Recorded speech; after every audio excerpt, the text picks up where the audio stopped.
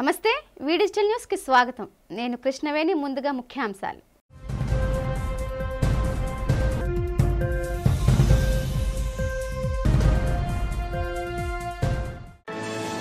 నగరంలో grand success అయిన ప్రధాని నరేంద్ర మోదీ రోడ్ షో। హర్షధ్వనుల మధ్య మోదీకి అడుగడుగునా నీరాజనాలు పలికిన ఉత్తరాంధ్ర వాసులు।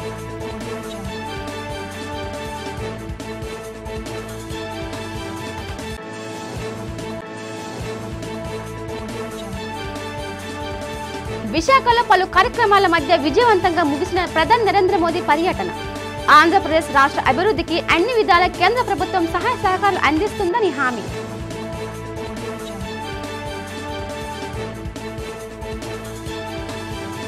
గ్లోబల్ టెక్నాలజీ 2 రోజుల సదస్సును ప్రారంభించిన రాష్ట్ర మంత్రి నారా లోకేష్। చంద్రబాబు ఆధ్వర్యంలో 2047 విజన్ సాకారమవుతుందని స్పష్టం।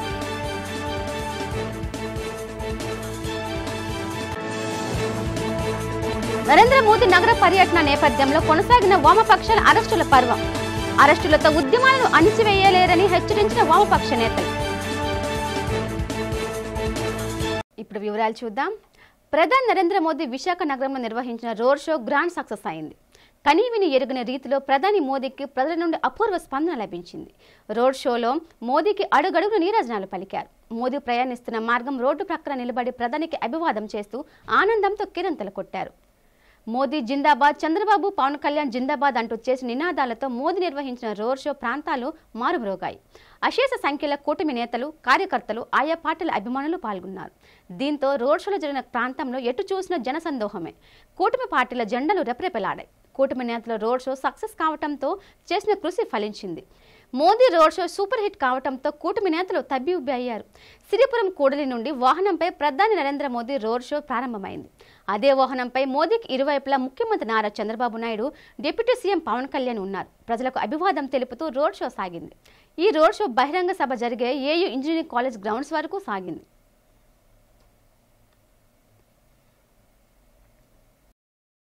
जो आप देख रहे हैं आंध्रा यूनिवर्सिटी के आसपास ये काफिला है।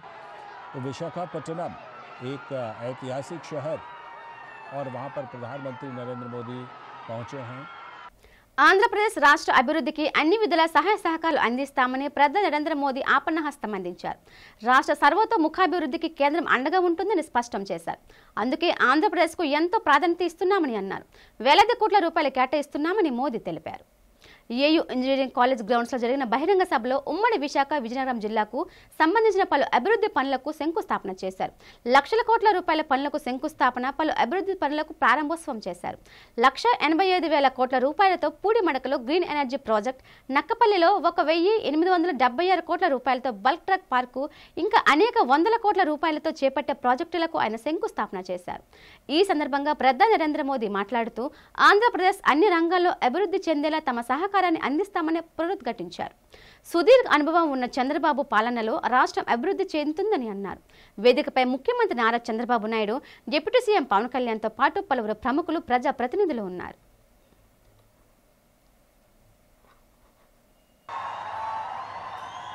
डिप्यूटी सीएम पवन कल्याण जी, केंद्र सरकार में मेरे सहयोगी मंत्रीगण, राज्य सरकार के मंत्रीगण, सभी सांसद और अन्य विधायकगण, अन्य गणमान्य नागरिकगण, भाई और बहनों, आंध्र प्रजला प्रेमा मरियु अभिमानानकी నా కృతజ్ఞతలు, నా అభిమానాన్ని చూపినచే అవకాశం ఇప్పుడు లభించింది। मैं सबसे पहले सिमाचलम वरालक्ष्मी नरसिम्हा स्वामी को प्रणाम करता हूं। 60 साल के अंतराल के बाद देश में तीसरी बार एक सरकार चुनी गई और सरकार बनने के बाद एक प्रकार से विधिवत रूप से मेरा ये पहला कार्यक्रम है और जो शानदार स्वागत सम्मान आपने किया, रास्ते भर जिस प्रकार से लोग आशीर्वाद दे रहे थे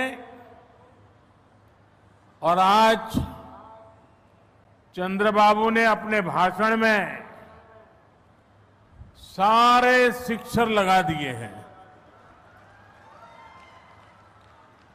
उनके एक एक शब्द के स्पिरिट को, उनकी भावना को मैं आदर करता हूं और मैं आंध्रवासियों से, देशवासियों से विश्वास दिलाता हूं कि जो भावना आज चंद्रबाबू प्रकट कर रहे थे, हम सब मिलकर के उन लक्ष्यों को अवश्य पार करेंगे। हमारा आंध्र प्रदेश संभावनाओं का और अवसरों का, पॉसिबिलिटीज और अपॉर्चुनिटीज का राज्य है। जब आंध्र की ये पॉसिबिलिटीज साकार होगी तो आंध्र भी विकसित बनेगा और तभी भारत भी विकसित राष्ट्र बनेगा। इसलिए आंध्र का विकास ये हमारा विजन है। आंध्र के लोगों की सेवा ये हमारा संकल्प है। మన ప్రియతమ నేత నరేంద్ర మోడీ గారు రోడ్ షో చేశారు. రోడ్ షో అదిరింది, బ్రహ్మాండంగా జరిగింది. ఎక్కడ పోయినా ఒక విశ్వాసం, ఒక నమ్మకం మన ప్రధానమంత్రి గారి పైన ప్రజలకు ఉండడమే దీనికి కారణం. ఈ రోజు మన రాష్ట్రానికి చరిత్రలో మిగిలిపోయే రోజు. ప్రధానమంత్రి గారి చేతుల మీదుగా 2,08,548 కోట్ల విలువైన ప్రాజెక్టులకి శంకుస్థాపనలు చేశాం, ప్రారంభోత్సవాలు చేశాం. ఇలాంటి శుభదినం నా జీవితంలో ఆంధ్ర రాష్ట్ర చరిత్రలో మొట్టమొదటిసారిగా జరిగిందని కూడా మరొకసారి విజ్ఞప్తి చేస్తున్నా. Green energy, NTPC green hydrogen park Pudimadaka దగ్గర 1,85,000 కోట్ల రూపాయలు పెట్టుబడులు పెడుతున్నారు. విశాఖపట్నం చిరకాల వాంఛ రైల్వే జోన్ 5 ఏళ్లు భూమి ఇవ్వకుండా కేంద్రం ఇవ్వాలన్నా ఇవ్వకపోతే 52 ఎకరాలు భూమి ఇచ్చి ప్రధానమంత్రి గారి ఆశీస్సులతో విశాఖపట్నం రైల్వే జోన్కు పనులు ప్రారంభమైనాయి.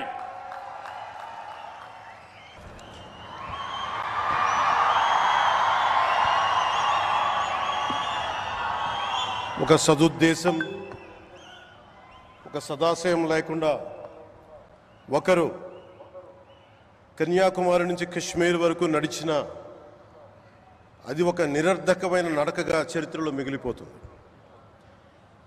కానీ ఒక సదాశయంతో, ఒక సత్సంకల్పంతో ఇంకొకరు కన్యాకుమారి నుంచి కశ్మీర్ వరకు ప్రజలందరితో మమేకమై వారందరినీ ఏకతాటిపైన నడిపిస్తే అది ఆత్మనిర్భర భారత్ అవుతుంది. అదే కన్యాకుమారి నుంచి కశ్మీర్ వరకు ప్రజలకి వారి పరిసరాల శుభ్రత యొక్క బాధ్యతను తెలియజేస్తే అది స్వచ్ఛ భారత్ అవుతుంది. అదే కన్యాకుమారి నుంచి కశ్మీర్ వరకు ప్రజల గుండెల్లో దేశభక్తి, ధైర్య సాహసాలతో నింపితే అది పటిష్టమైన, బలిష్టమైన భారతం అవుతుంది. అది ఒక రోజున అఖండ భారతం అయి తీరుతుంది. ఒక బలమైన భారత్ కోసం, ఒక దృఢమైన దేశం కోసం, జగత్తంతా వసుదైక కుటుంబం అనే భావన కోసం 4.5 దశాబ్దాలుగా పరితపిస్తూ పరిశ్రమిస్తూ ఆ దారిలో ఎదుర్కొన్న ప్రతి పరాజయాన్ని, పడ్డ ప్రతి అవమానాన్ని నవ్వుతూ స్వీకరిస్తూ వాటినే విజయాలకి ఇంధనంగా వాడుకుంటూ దేశాన్ని అభివృద్ధి పథంలో నడిపిస్తూ భారతదేశాన్ని ప్రపంచంలోనే 3వ బలమైన ఆర్థిక వ్యవస్థగా తీర్చిదిద్దేలా నడిపిస్తున్న మన ప్రియతమ ప్రధాని, మన గౌరవ ప్రధాని శ్రీ నరేంద్ర మోదీ గారికి నా తరపున 5 కోట్ల మంది ఆంధ్రప్రదేశ్ ప్రజల తరపున నా హృదయపూర్వక నమస్కారాలు. of India, Sri Narendra Modi ji, to the beautiful city of destiny, Visakhapatnam. వేదిక పైన ఉన్న ప్రధానమంత్రి గారు నరేంద్ర మోడీ గారికి, గౌరవ గవర్నర్ అబ్దుల్ నజీర్ గారికి, గౌరవ ముఖ్యమంత్రి చంద్రబాబు నాయుడు గారికి, నాకు అన్న సమానమైన పవనన్నకి, గౌరవ బీజేపీ రాష్ట్ర అధ్యక్షురాలు పురంధేశ్వరి గారికి, వేదిక పైన ఉన్న ఇతర పెద్దలకి పేరు పేరున నా హృదయపూర్వక నమస్కారాలు. హర్ ఘర్ తిరంగా, हर भारतीय के दिल में नमो. World is looking at Bharat because of नमो. మన నమో అసలు ప్రధానమంత్రి అర్థం మార్చారు. గత ప్రధానమంత్రిగా ఉంటే ఈ రోజు మన నమో పీపుల్స్ మ్యాన్ గా మారారు. నమో vision is global but his heart is always with Bharat. नमो मतलब गरीबों का विश्वास, नमो मतलब गरीबों का भरोसा, नमो मतलब इस देश का हौसला. ముఖ్యమంత్రి నారా చంద్రబాబు నాయుడు నేతృత్వంలో 2047 విజన్ సాకారం అవుతుందని, Andhra Pradesh global digital technology power house గా మారుతుందని విద్య, ఐటీ శాఖల మంత్రి నారా లోకేష్ పేర్కొన్నారు. AP DIT digital technology software technology park of India ఆధ్వర్యంలో 2 రోజుల పాటు నిర్వహిస్తున్న ఆంధ్రప్రదేశ్ డిజిటల్ టెక్నాలజీ సమ్మిట్ 2025 కార్యక్రమానికి మంత్రి నారా లోకేష్ ముఖ్య అతిథిగా హాజరయ్యారు. ముందుగా MP Shri Bharat, TDF chairman Sridhar కొసరాజ్తో జ్యోతి ప్రజ్వలన చేసి సమ్మిట్ను ప్రారంభించారు. ఏపీలో సాంకేతిక అభివృద్ధికి దిశానిర్దేశం చేయనున్న ఈ సమ్మిట్లో పాల్గొనడం చాలా గర్వంగా ఉందన్నారు. భవిష్యత్తులో ఏపీ గ్లోబల్ డిజిటల్ టెక్నాలజీ హబ్గా మారుతుందని పేర్కొన్నారు. 2047 నాటికి ఏపీని $2 ట్రిలియన్ ఎకనామీగా తీర్చిదిద్దుతామన్నారు. 2020 విజన్ భాగంగా చంద్రబాబు నాయుడు ఐటీని అభివృద్ధి చేశారని గుర్తు చేశారు. విశాఖ ఎంపీ మతుకుమిల్లి శ్రీ భరత్ మాట్లాడుతూ ఏపీలో ఆర్థిక పరిస్థితి అంతంత మాత్రంగానే ఉందని, సంక్షోభాల్ని అవకాశాలుగా మలుచుకుందామని, ఈ 5 ఏళ్లు చాలా కీలకమని చెప్పారు. వాటిని ఎదుర్కోవడానికి నూతన ఆవిష్కరణలకు సిద్ధంగా ఉన్నామని స్పష్టం చేశారు. శ్రీధర్ కొసరాజు మాట్లాడుతూ 2 రోజుల సమ్మిట్ వివరాలు వెల్లడించారు. ఈ కార్యక్రమంలో KEDM chairman BV Naidu, LNOS co founder CP Gurnani, STPI director Shrimati C Kavita, ITAAC president Shrimati Lakshmi, Mukkumilli తదితరులు పాల్గొన్నారు. Health tech, edutech, to smart solutions in energy, infrastructure, technology, which is shaping the world faster than we ever imagined.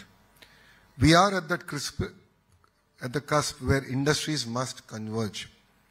IT, electronics, medtech and smart technologies must come together to work symbiotically to solve our complex social issues and in a very holistic manner. I would like all of you to think about a few examples. How can technology, a convergence of technology, fundamentally transform healthcare?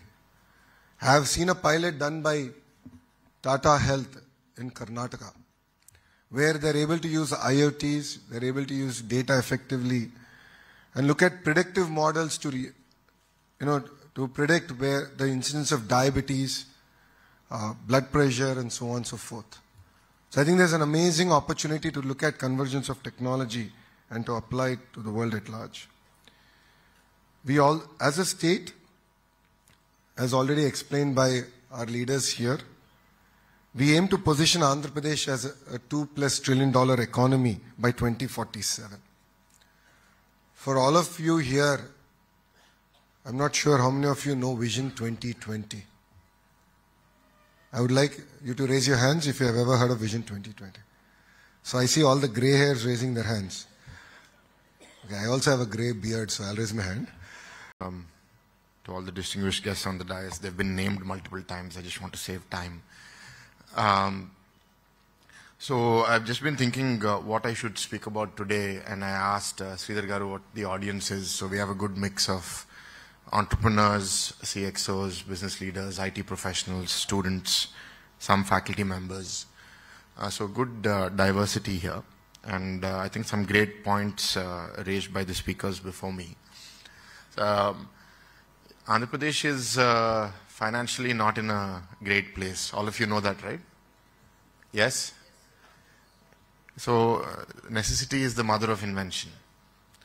So being in a difficult financial position means that we are extremely ready for innovative solutions that will help us solve our problems. And what better way to do them than technology? So what I would ask of you is that innovate here or innovate somewhere else, but come and serve your product or service at this state. So what we did, I think, prior to 2019 was we wanted to encourage startups and said, we'll be your customer. If you're working on something, we'll be your pilot customer. You come and work on a district or a mandal or something, show proof of concept, and if it works, then we'll scale it across the state. So what you will find in the state of Andhra under the leadership of Lokesh Garu, or in particular in this parliament, because I represent it. We are proud to have today here policymakers, industry leaders, innovators and thought leaders to discuss emerging threats in the digital technology landscape. With the support of Government of Andhra Pradesh and the Software Technology Parks of India, STPI, so we envision this summit to be the flagship event in the country in the coming years. So under the visionary leadership of Honorable CM Shri Nara Chandrababu Naidu Garu and the dynamic leadership of Shri Nara Lokesh Garu, the Government of Andhra Pradesh has consistently demonstrated its commitment to creating a vibrant ecosystem for the technology and innovation. So thank you, Lokesh Garu, for crafting such a progressive IT policy and for the IT and electronics. And we got multiple, like 4 or 5 policies are there. With the policies focusing on IT, electronics, semiconductors, and skill development, Andhra Pradesh is paving the way for future-ready workforce and robust infrastructure. This summit aims to further reinforce our vision by fostering the part. ప్రధాని మోదీ విశాఖ పర్యటనల నేపథ్యంలో steel plant సెగ తగిలింది. Steel plant ప్రైవేటీకరణ రద్దు చేయాలని, డివిజన్తో కూడిన రైల్వేలో ప్రకటించాలని వామపక్ష పార్టీలు డిమాండ్ చేస్తూ నిరసన చేపట్టారు. ఈ సందర్భంగా ప్రధాని బహిరంగ సభ స్థలమైన ఏయూ ఇంజనీరింగ్ గ్రౌండ్స్కి కూతవేటు దూరంలో మద్దిలపాలెం కూడలి వద్ద వామపక్ష పార్టీలు ఈ సందర్భంగా ప్రధాని బహిరంగ సభ స్థలమైన ఏయూ ఇంజనీరింగ్ గ్రౌండ్స్కి కూతవేటు దూరంలో మద్దిలపాలెం కూడలి వద్ద వామపక్ష పార్టీ నేతలు కుమార్, గంగారావు, మణి, పైడిరాజు, పద్మ, పడాల రమణ సారథ్యంలో ప్లకార్డులు, బ్యానర్స్తో మోదీ గోబ్యాక్, స్టీల్ ప్లాంట్ ప్రైవేటీకరణ రద్దు చేయాలి, డివిజన్తో కూడిన రైల్వే జోన్ ప్రకటించాలని నినాదాలు చేస్తూ రోడ్డుపై ధర్నా చేపట్టి నిరసన తెలిపారు. హఠాత్ పరిణామంతో కంగుతున్న పోలీసులు వారిని అదుపులోకి తీసుకుని స్టేషన్కు తరలించారు. ఈ సందర్భంగా వామపక్ష నేతలు కుమార్, మణి, పద్మ మీడియాతో మాట్లాడారు. స్టీల్ ప్లాంట్ ప్రైవేటీకరణ రద్దుపై ప్రధాని మోదీ స్పష్టమైన ప్రకటన చేయాలన్నారు. తలాతోకలేని రైల్వే జోన్ వలన ఎటువంటి లాభం లేదని, డివిజన్తో కూడిన జోన్ ప్రకటించాలని డిమాండ్ చేశారు. స్టీల్ ప్లాంట్కు సొంత గనులు ఇస్తూ సెయిల్లో విలీనం చేయాలని డిమాండ్ చేశారు. అక్రమ అరెస్టులో తమ గొంతు నొక్కే ప్రయత్నం చేయడం దారుణమని మండిపడ్డారు. మోదీ పర్యటన నేపథ్యంలో ముందస్తు అరెస్టులను తాము ఖండిస్తున్నామన్నారు. నరేంద్ర మోడీ ప్రభుత్వం గత 4.5 సంవత్సరాల నుంచి విశాఖ ఉక్కు ఆంధ్రుల హక్కు అని పోరాడుతుంటే స్టీల్ ప్లాంట్కి సొంత గనులు ఇవ్వకుండా విశాఖ ఉక్కుని ప్రైవేటీకరణ చేయాలని ప్రయత్నం చేస్తుంది. నరేంద్ర మోడీకి ఏమాత్రం చీవి నెత్తురున్న, సిగ్గు లజ్జ ఉన్న విశాఖపట్నం స్టీల్ ప్లాంట్ ని మేము అమ్మబోమని ప్రకటించాలి. నమ్మొద్దని, స్టీల్ ప్లాంట్ నమ్మటం లేదని మోడీ స్పష్టమైన ప్రకటన చేయాలి. స్టీల్ ప్లాంట్ కి సొంత గనులు ఇవ్వాలి, స్టీల్ ప్లాంట్ ని సెయిల్లో విలీనం చేయాలి, అలాగే జీతాలు ఇవ్వాలి. ఇది మా ప్రధానమైన డిమాండ్. చంద్రబాబు, పవన్ తక్షణం స్టీల్ ప్లాంట్ ని కాపాడే విధంగా చర్యలు చేపట్టాలి.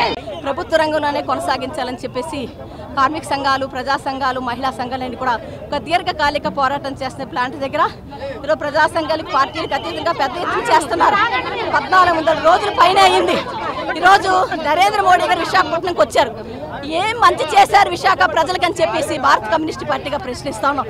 గతంలో అడిగినట్లయితే పిడికెడు మట్టి చెంబు నీళ్లు మొక్కాను పడేసి ఈరోజు మీకు ప్రత్యేక హోదా వచ్చేసిందని చెప్పడం జరిగింది. అప్పుడు కూడా పెద్ద ఎత్తున ఉద్యమాలు చేస్తాం. ఎప్పుడూ కనీ వినే రీతిలో దీర్ఘకాలిక పోరాటం జరుగుతుంది. 32 మంది ప్రాణ త్యాగాల్ని వృధా చేస్తాడు ఈ పాలక వర్గాన్ని ప్రశ్నిస్తా ఉన్నాం. చంద్రబాబు నాయుడు గారు ప్రతిపక్షంలో ఉన్నప్పుడు చెప్పారు మేము అది సూపర్ 6 అని. మేము అధికారంలోకి వచ్చినట్లయితే స్టీల్ ప్లాంట్ ప్రభుత్వ రంగంలోనే కొనసాగిస్తామని చెప్పారు. ఇప్పుడు భారత కమ్యూనిస్ట్ పార్టీగా మహిళా సభకి మేము ఒకటి అడుగుతున్నాం.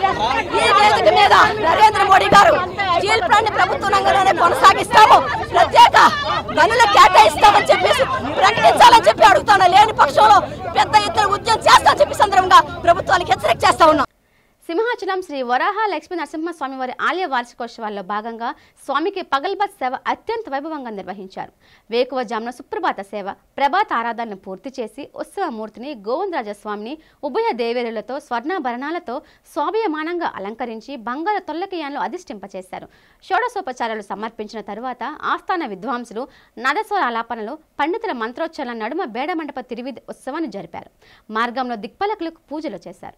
భక్తుల హరినామస్మరణ ఆలయం మారుమోగింది. తరువాత ఆస్థాన మండపంలో ప్రత్యేక వేదికపై స్వామి అమ్మవార్లను అధిష్ఠింపచేసి స్థానాచార్యులు టిపి రాజగోపాల్ ఆధ్వర్యంలో అధ్యాపకులు నాలాయిర దివ్య ప్రబంధన పారాయణ చేశారు.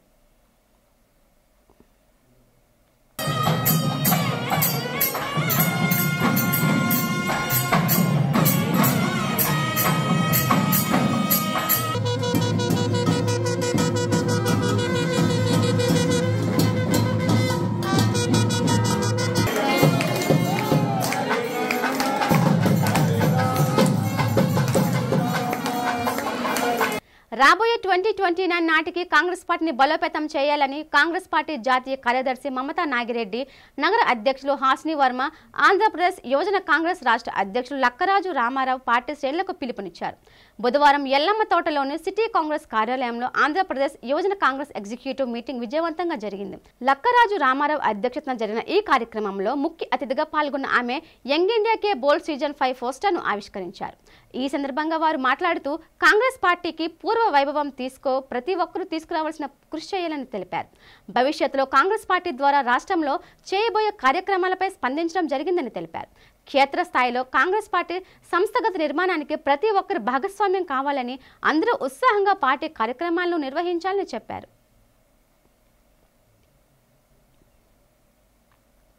We all are here to launch a very prestigious program and initiative taken by Indian Youth Congress, that is Young India Ke Bol Season 5. This is not just a platform, it's a moment for the youth to take up and shine by raising their voice. This is an incredible opportunity and initiative by Indian Youth Congress.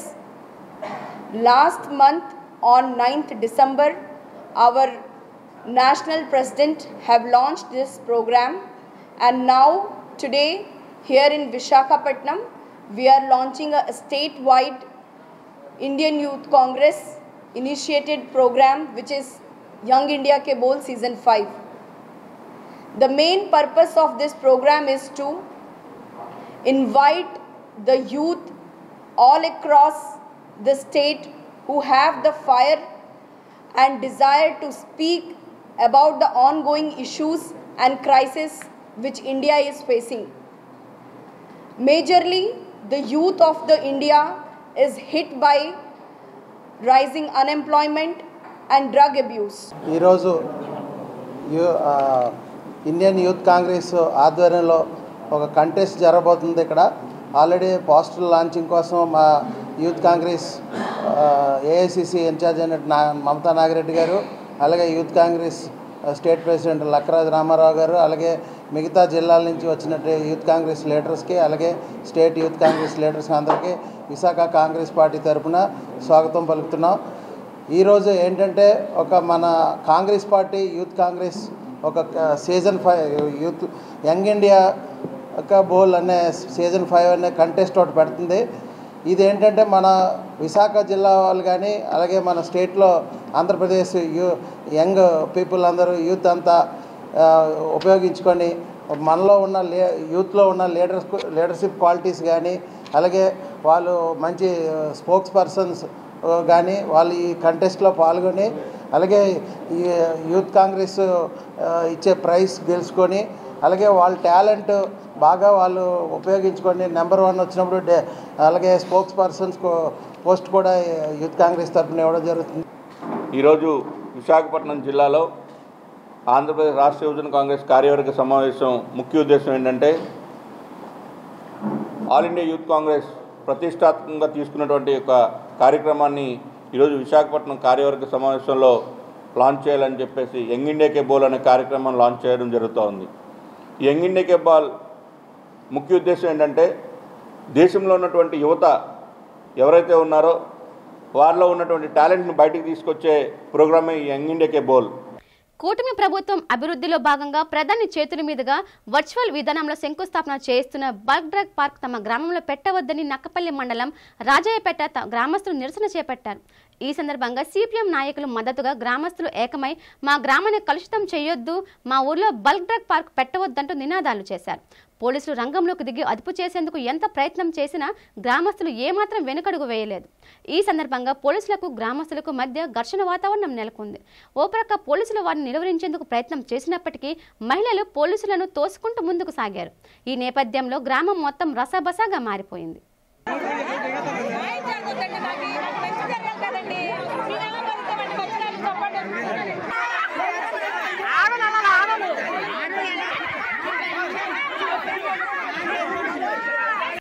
దేశ ప్రధాని నరేంద్ర మోదీ విశాఖ పర్యటన నేపథ్యంలో నగరం మొత్తం కూటమి party జెండాలు ఫ్లెక్సీలతో నిండిపోయింది. ప్రధాని విశాఖ వచ్చి వెళ్లే అన్ని ప్రాంతాల్లో టీడీపీ, జనసేన, బీజేపీ జెండాలు రెపరెపలాడాయి. అటు పాయకరావుపేట నుంచి ఇటు విజయనగరం వరకు రోడ్డు ఇరువైపులా మోదీ, చంద్రబాబు, పవన్ కళ్యాణ్ల బ్యానర్లు పార్టీ జెండాలతో నిండిపోయింది. ఇదే విధంగా సభా ప్రాంగణానికి చేరుకున్న రహదారికి ఇరువైపులా జెండాలు, ఫ్లెక్సీలు భారీగా ఏర్పాటు చేశారు.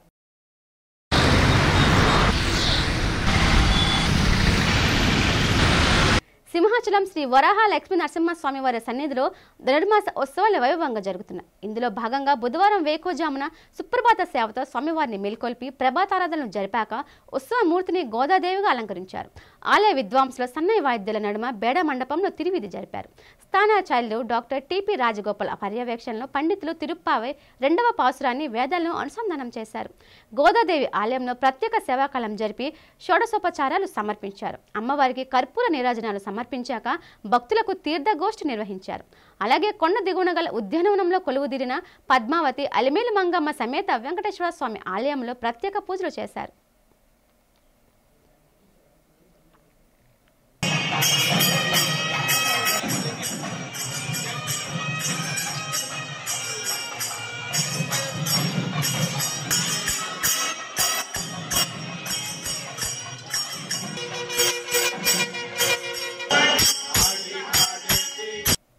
కూటమి ప్రభుత్వ పాలనలో రాష్ట్రంలో వెనుకబడిన కులాలకు స్వర్ణయుగమేనని, బీసీలకు పెద్దపీట వేయడంలో కూటమి ప్రభుత్వం ప్రాధాన్యత ఇస్తోందని ఆంధ్రప్రదేశ్ కళింగ కార్పొరేషన్ డైరెక్టర్ లోల్ల రాజేష్ అన్నారు.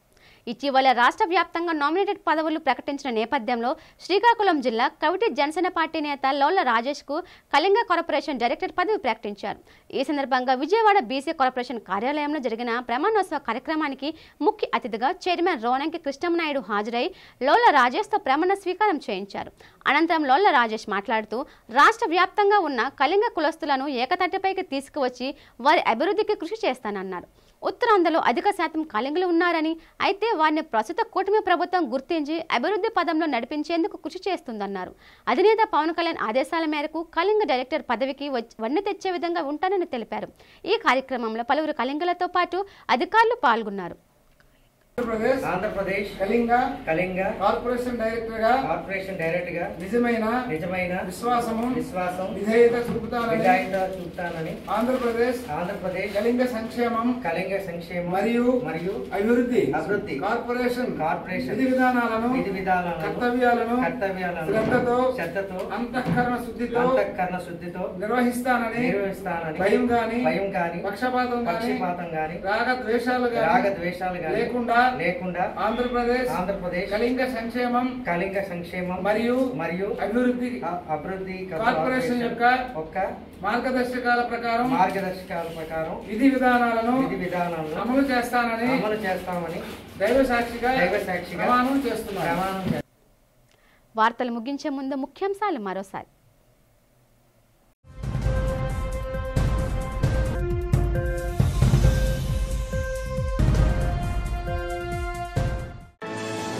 నగరంలో గ్రాండ్ సక్సెస్ అయిన ప్రధాని నరేంద్ర మోదీ రోడ్ షో. హర్షధ్వనుల మధ్య మోదీకి అడుగడుగున నీరాజనాలు పలికిన ఉత్తరాంధ్ర వాసులు.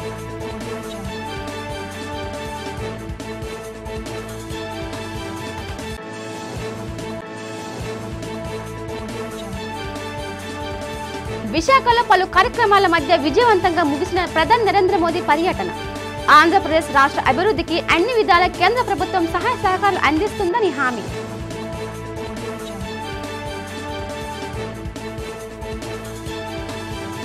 గ్లోబల్ టెక్నాలజీ 2 రోజుల సదస్సును ప్రారంభించిన రాష్ట్ర మంత్రి నారా లోకేష్. చంద్రబాబు ఆధ్వర్యంలో 2047 విజన్ సాకారమవుతుందని స్పష్టం.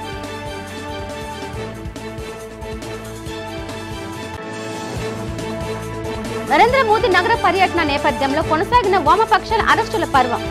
అరెస్టులతో ఉద్యమాలను అణిచివేయలేరని హెచ్చరించిన వామపక్ష నేతలు. ఈ వార్తలు ఇంతటితో సమాప్తం. చూస్తూ ఉండండి డిజిటల్ న్యూస్. నమస్తే.